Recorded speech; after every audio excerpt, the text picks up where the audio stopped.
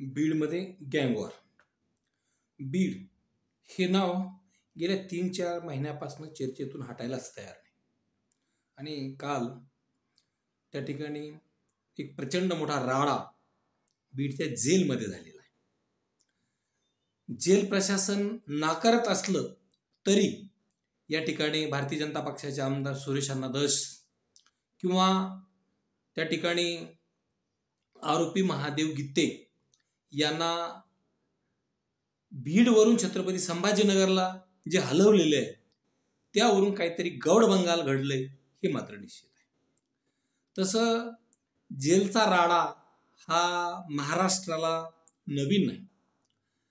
अनेक चर्चा ऐकिवात आहेत की या ठिकाणी एका भाईची दादागिरी चालते, दहशत चालते, तो इतरांकडून कामं करून घेतो, म्हणजे अशा प्रकारच्या चर्चा ह्या कानावर पडलेल्या आहेत.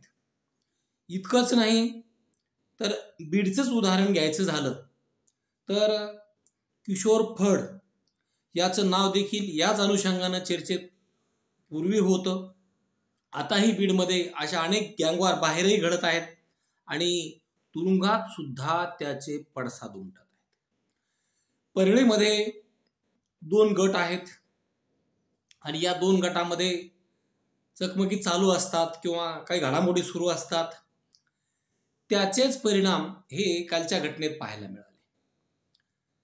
संतोष अण्णा देशमुख खून प्रकरणातील आका वाल्मिक कराड आणि शरद पवारांच्या राष्ट्रवादीचे नेते गीते या दोघांमध्ये या ठिकाणी शत्रुत्व आहे हे वेळोवेळी आपण मीडियाच्या माध्यमातून पाहिलेलं आहे. त्या दोघांमधून आता विस्तव जात नाही असं म्हटलं जातं. त्या दोघांनी प्रण केले आहेत एकमेकांनी, त्याला मारल्याशिवाय हा चप्पल घालणार नाही आणि याला मारल्याशिवाय तो दाढी काढणार नाही, अशा प्रकारचा प्रण हा या दोघांनी केलेला आहे. तर याचेच परिणाम म्हणजे जे काही खून झाले त्यातले अनेक आरोपी अद्यापही फरार आहेत. अनेक खुनातले आरोपी अद्याप फरार आहेत. संतोष अण्णा देशमुख खून प्रकरणातील आरोपी आंधळे हा अद्याप फरार आहे.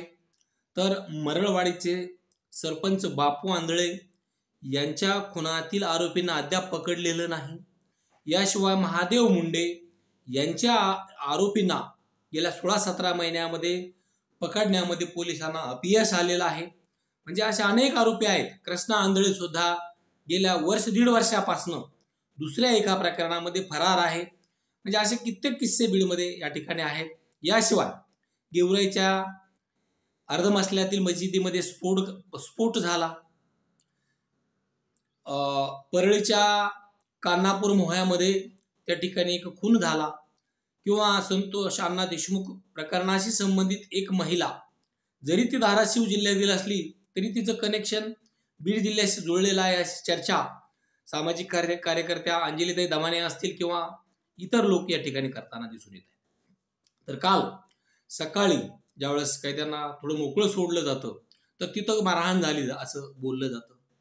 आता मारहाण 2 प्रकारे म्हणजे दोन्ही प्रकारचे युक्तिवाद या ठिकाणी होताना दिसून येतात. काहींचं म्हणणं असं आहे की वाल्मिक कराड आणि सुदर्शन घुले यांना मारहाण करण्यात आलेली आहे. मारहाण म्हणजे फार मोठी नाही तर चापट वगैरे मारली असं सुरेश अण्णा धस आमदार हे सांगत आहेत. तर या ठिकाणी महादेव गित्ते यांच्या पत्नी मीरा गित्ते यांनी परभणी जिल्ह्यातील जिंतूर तालुक्यातील बोरी या गावातून एका वृत्तवाहिनीला मुलाखत दिली आणि त्यांनी सांगितलं की माझं त्यांच्याशी बोलणं झालेलं आहे आणि त्यांनी हा सगळा प्रकार सांगितलेला आहे. तर महादेव गित्ते ही वाल्मिक कराडला अडचण होती कारण वाल्मिक कराडला तिथं VIP ट्रीटमेंट मिळत आहे आणि महादेव गित्ते हा एकटा आहे तो जो विरोध करत आहे आणि म्हणून त्याला तो नको होता आणि म्हणून त्यांनी या ठिकाणी हे प्री प्लॅन्ड प्रशासनाशी मिळून प्री प्लॅन्ड केलेला आहे अशा प्रकारचा गंभीर आरोप मीरा गित्ते यांनी केलेला आहे. याशिवाय महादेव गित्तेंना मारहाण झालेली आहे. महादेव गित्तेंचं ऑपरेशन झालेलं आहे, त्यांना हॉस्पिटलला नेलं जात नाही असं देखील त्यांनी पुढे म्हटलेलं आहे. आणि एखाद्याचं पोट दुखतंय तर त्याला VIP ट्रीटमेंट अगदी त्या म्हणजे ICU मध्ये जाऊन दिली जाते असं देखील त्यांनी वाल्मिक कराडचं नाव न घेता म्हटलेलं आहे. म्हणजे हे कुणाच्या आशीर्वादाने मिळते, कोण घडतंय, हाही मोठा प्रश्न आहे. मग एक मात्र निश्चित आहे की काहीतरी जरूर घडलेलं आहे, कारण त्याच्याशिवाय महादेव गित्तेला या ठिकाणी छत्रपती संभाजीनगरच्या हर्सुल जिल्हा आणण्यात आलेलं नाही का. आणि त्याच्या आणखी 3 सहकारी आहेत. आणि मीरा गित्ते यांचं तर म्हणणं असं आहे की तिथं एक खिंडकर नावाचा आरोपी आहे आणि याशिवाय आणखी एक आरोपी आहे. या दोन्ही आरोपीच्या जीविताला धोका आहे असं त्यांचं अजूनही म्हणणं आहे. म्हणजे हे 2 आरोपी हे त्या ठिकाणी आहेत. तर म्हणजे हे गँगवॉर बाहेर जे सुरू होतं ते आता मध्ये सुद्धा सुरू आहे. आणि गीतेने एक पोस्ट केलेली आहे, अंदर मारना या मना, म्हणजे त्याला सूट आहे अशा प्रकारचं एक अशा आशयाची पोस्ट त्यांनी केलेली आहे.